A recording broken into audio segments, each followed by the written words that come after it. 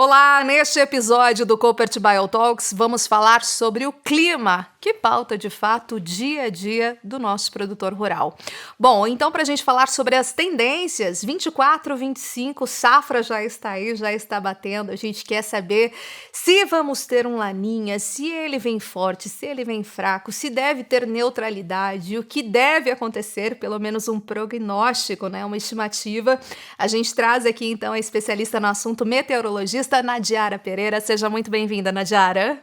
Olá, Renata. Olá a todos. Sempre um prazer estar aqui com vocês compartilhando aí as atualizações no pré-safra aí, nesse início de safra já aqui no Brasil. Que é esse o momento de fato, né, que estamos vivenciando. O produtor, de fato, ele já se abasteceu ali com os insumos e com tudo e agora fica de olho diariamente em relação às previsões meteorológicas.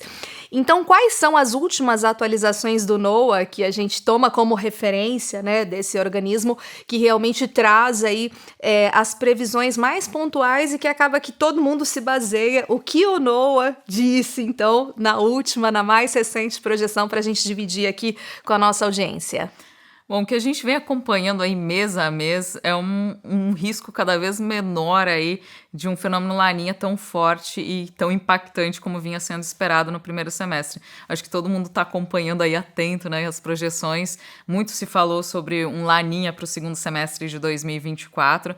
As primeiras projeções indicavam que o laninha ia se estabelecer mais cedo, já durante o inverno, e que entraríamos na primavera já com um fenômeno bem estabelecido e que possivelmente até forte. Só que mês a mês as atualizações vieram reduzindo a intensidade e postergando a instalação do fenômeno laninha. Agora a gente chega à primavera ainda com uma condição ali no Oceano Pacífico de neutralidade, com transição sim para o resfriamento. Então, tudo indica que ainda sim as probabilidades, né, aí das projeções da NOAA ainda indicam uma probabilidade alta para a instalação do laninha, mas cada vez mais um laninha fraco, de curta duração e que não deve ser tão impactante. Principalmente agora durante a primavera, o impacto não deve ser tão efetivo na distribuição de chuva aqui no Brasil.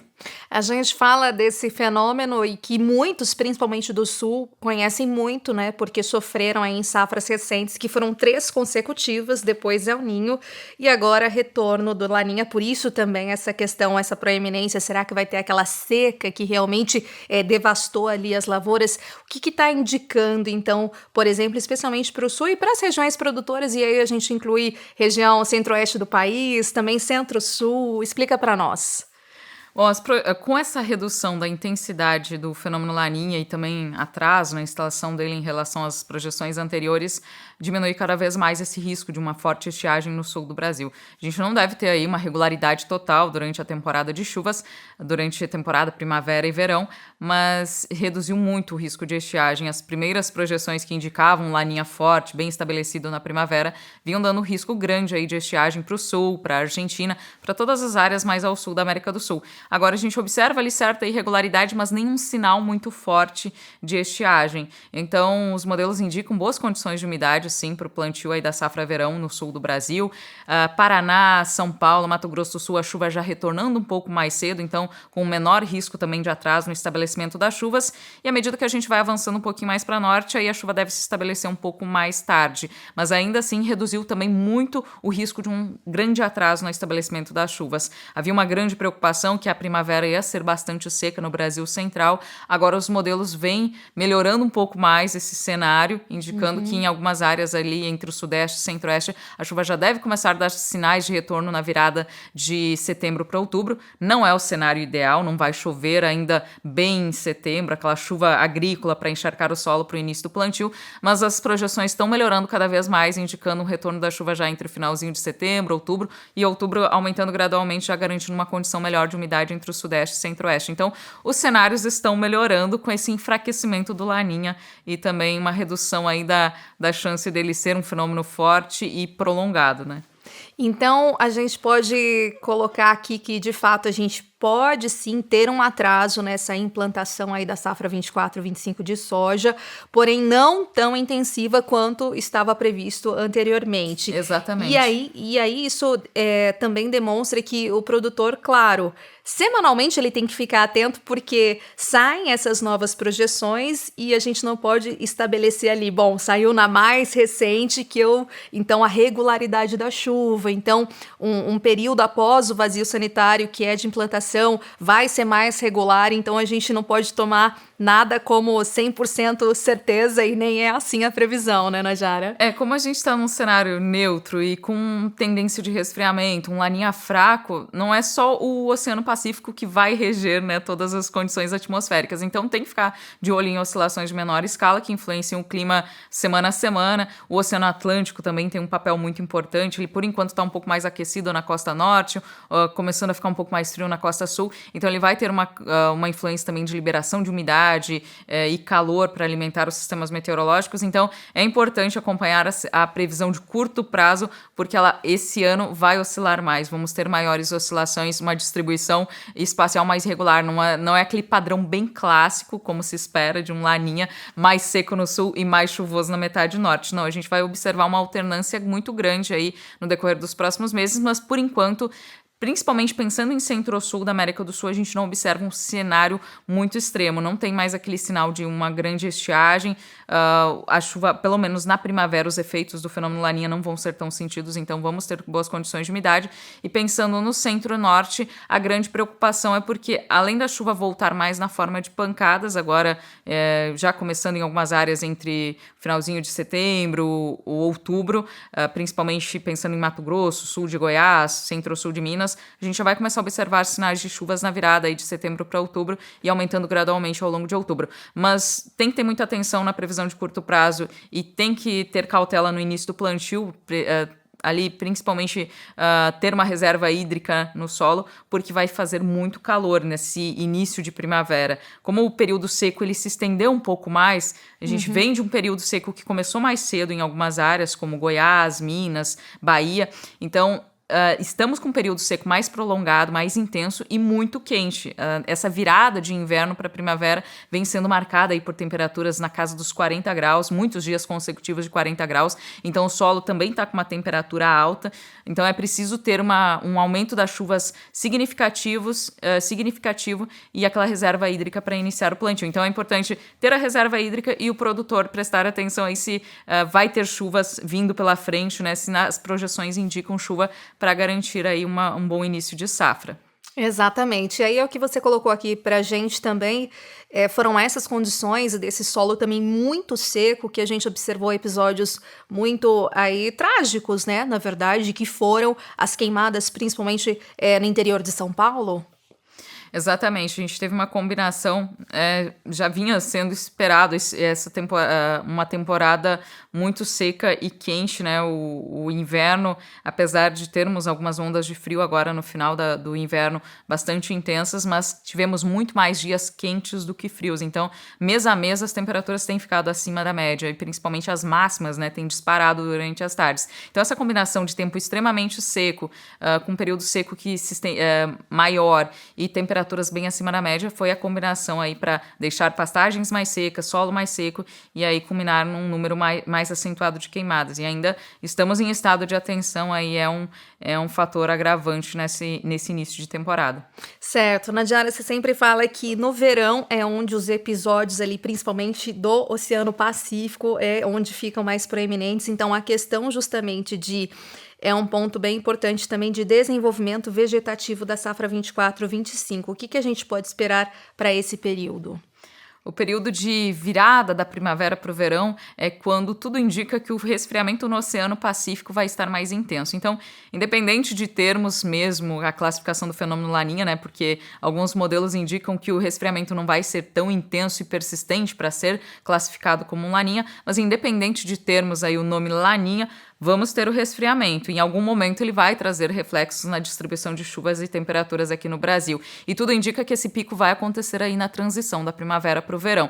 E aí a gente vai observar um avanço das chuvas para a metade norte do Brasil e uma ligeira redução nas áreas mais ao sul da América do Sul. Como eu comentei anteriormente, não tem um sinal de seca severa para o centro-sul, né? Eu quero salientar bem aqui. Sim. Mas vamos ter, assim, um sinal ali de redução. Então aumenta o risco ali de veranicos pro sul do Brasil, para a Argentina, o Paraguai. Poderíamos ter ali algumas janelas de tempo seco, picos de calor, principalmente entre dezembro e janeiro, e aí a chuva adentrando um pouco para a metade norte do Brasil. Aliás, um ponto muito importante de atenção é para o Mato Piba. O Mato Piba está com um sinal de regularização mais tardia da chuva nessa temporada. Tudo indica que a chuva deve começar a acontecer em novembro, mas muito isolada, muito espaçada, e a regularização mesmo acontecendo mais para o mês de dezembro. E aí em dezembro, sim, a gente observa ali um sinal de ocorrência maior de corredores de umidade. Isso já deve começar a ficar mais frequente em novembro, mas há um sinal muito forte de corredores de umidade atuando a partir de dezembro, e lembrando que dezembro e janeiro são os meses mais chuvosos do ano. São meses que,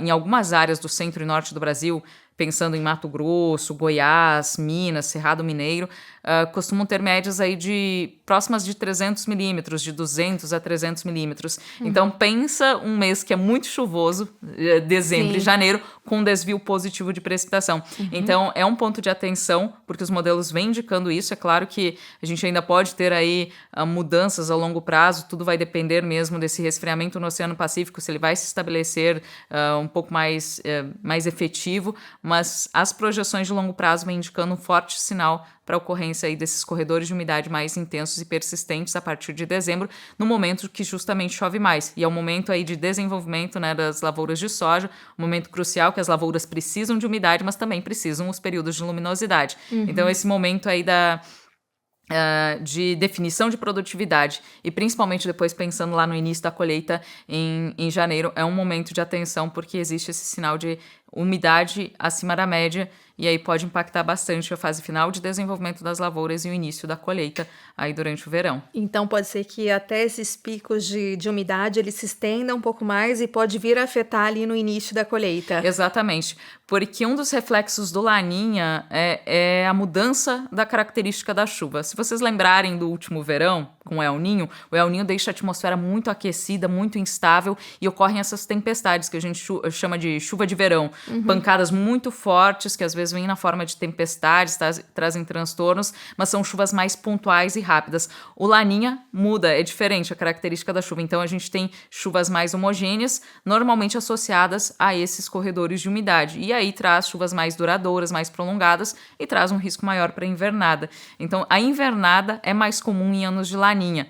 Ou seja, esse ano existe um risco maior aí durante o verão, e se esse sinal de chuvas acima da média que vem sendo previsto para dezembro e janeiro se confirmar, aí a gente pode ter um problema aí na colheita da soja. É um ponto de atenção, pensando Mato Grosso, Goiás, algumas áreas de Minas e também áreas do Tocantins, sul do Pará. A gente pode ter aí excesso de umidade. O Mato Piba colhe um pouco mais tarde, mas é um ponto de atenção, sim. Toda a metade norte do Brasil a gente pode ter esse excesso de umidade aí no início do próximo ano. E aí que acaba atrasando a segunda implantação, que é a segunda safra de milho ou algodão, enfim. E aí o que a gente tem também por enquanto, de prognóstico aí para essa, digamos, segunda safra, se a gente estender um pouco mais, né? Indo mais ali de 6 meses. É difícil a gente cravar uma previsão tão estendida, mas por enquanto o que os cenários vêm mostrando, como eu comentei, é esse cenário de um verão que, com um sinal de viés frio no Oceano Pacífico, tende a ter mais corredores de umidade atuando no centro e norte do Brasil, então a gente pode ter problemas com excesso de umidade na colheita e, consequentemente, afetando a instalação do milho segunda safra. Então, se a gente tiver um atraso na colheita da soja, problema com excesso de umidade, vai atrasar a instalação do milho segunda safra. E aí, a gente vai ter que monitorar aí para saber quais serão os impactos durante o outono, porque o outono ainda é muito incerto, está muito longe, mas se a gente continuar com viés frio no Oceano Pacífico, normalmente o viés frio ele deixa a atmosfera ligeiramente ligeiramente mais fria, então pode trazer aí um encurtamento das chuvas durante o outono. Então, para o milho segunda safra é um ponto de atenção, a gente pode ter uma janela melhor, impactada pelo excesso de umidade ali no momento da colheita da soja, instalação do milho, e depois lá na frente a gente pode ter uma redução mais cedo das chuvas no outono, se o resfriamento continuar no Oceano Pacífico, porque é algo comum desse tipo de fenômeno. Sim, obrigada até para a gente entender, né? A gente sempre fala de projeção, mas aí a gente gosta de ir mais adiante para levar a informação aí bem pertinente a todos aqueles que nos veem, nos ouvem também. Falando de uma cultura também tão expressiva e tão nobre para o nosso país, que é a cultura do café, eu queria que você pontuasse até uma conversa recente, né, com o professor da USP que você teve em relação à florada do café. A gente sabe que o Brasil é vasto, né, e muito eu falo que a identidade do Brasil está intrinsecamente ligada à referência, à ligação com a cultura do café. Somos os grandes produtores maiores, né, número 1 produtor, exportador, segundo maior consumidor, só perdemos para os Estados Unidos. A cada 3 xícaras no mundo, uma vem do Brasil, e a gente é a cultura mais sustentável quando fala de café, que somos carbono negativo em todo ali o ciclo produtivo aí desse sistema do café. Então, o que a gente tem para o café que é tão proeminente, tão importante também para o nosso país e como pauta exportadora também, Nadiara? Bom, o café ele está sentindo um estresse hídrico muito grande esse ano, porque o período seco se estabeleceu mais cedo. Então, o período seco se estabeleceu mais cedo nas principais áreas produtoras, aí em Minas, sul de Minas, né, que é a área a maior produtora de arábica, Alta Mogiana, Cerrado, as áreas, enfim, aí de arábica tiveram um período seco mais cedo, se estabelecendo mais cedo. Então, foi muito favorável a colheita foi bem acelerada esse ano, mas agora a florada começa já com esse período seco muito prolongado, ela começa a startar já por estresse, e esse ano pode ter uma irregularidade muito grande na florada por conta de chuvas mal distribuídas, porque a chuva tende a acontecer de forma muito irregular nesse início, principalmente a Alta Mogiana Paulista, sul de Minas. A gente vai ter uma ou outra frente fria avançando entre setembro e outubro, mas trazendo chuvas muito na forma de pancadas. E o principal alerta é porque vai fazer muito calor, né? Então, a chuva não se regularizando ainda totalmente agora entre setembro e início de outubro, vamos observar aí temperaturas muito acima da média. Então, a florada do café pode ser impactada, sim, por esse atraso na regularização das chuvas e também por altas temperaturas. Então, fica um ponto de atenção aí, principalmente para essas áreas do norte de São Paulo, Alta Mogiana, sul de Minas, que já vêm sendo impactadas aí pelo prolongamento do período seco. Excelente. Falando agora para a gente fechar aqui dos pontos de atenção específicos aí para a safra 24, 25, que eu acho super interessante até nas palestras, quando você coloca assim os pontos de atenção realmente que a gente deve ficar atento então para essa próxima safra. Quais são eles? Vamos fazendo um resumão, né? Estamos sim aí numa fase de tendência de resfriamento no Oceano Pacífico. Então, os modelos ainda indicam uma grande probabilidade de laninha, só que um laninha cada vez mais fraco, mais tardio. Então, os impactos dele não devem ser tão efetivos agora durante a primavera. Então, reduziu muito aquele risco de estiagem no sul do Brasil, na Argentina. Tudo indica que o centro-sul do Brasil não vai ter problemas aí para instalação. Isso pensando região sul, São Paulo, Mato Grosso do Sul, até o sul de Minas, a chuva vai aumentando gradualmente aí nos próximos períodos. Centro e norte é uma grande preocupação, principalmente no Vale do Araguaia, em Mato Grosso, centro e norte de Goiás, áreas mais ao norte de Minas, Matopiba, que essas áreas devem enfrentar um atraso maior. Agora, as áreas mais ao sul de Minas, sul de Goiás, sul e oeste de Mato Grosso devem receber uma chuva retornando gradualmente no decorrer de outubro, então não vai ser o cenário ideal, mas não vamos ter um atraso tão grande como vinha sendo projetado anteriormente. Então, a chuva vai aumentar gradualmente, possivelmente ao longo de outubro os produtores vão conseguir realizar o plantio, e o Matopiba, Vale do Araguaia, ali norte de Goiás, que pode ter um atraso um pouco maior, enfrentado por falta de umidade e por calor excessivo. E aí, pensando no verão, fica esse ponto de atenção aí, porque metade norte do Brasil pode ter problemas com excesso de umidade no momento da colheita da soja. Isso pode impactar aí a janela do milho segunda safra. E o centro-sul da América do Sul não deve ter risco grande de estiagem, mas durante o verão com os efeitos um pouco mais efetivos, não diria efeitos tão intensos, mas como o resfriamento no Oceano Pacífico deve estar um pouco mais forte durante o verão, aí o centro-sul da América do Sul pode enfrentar períodos de veranico, né? Isso pensando Paraná, até algumas áreas de Mato Grosso do Sul, principalmente Rio Grande do Sul, Argentina, a gente pode ter algumas janelas de tempo seco e picos de calor aí durante o verão.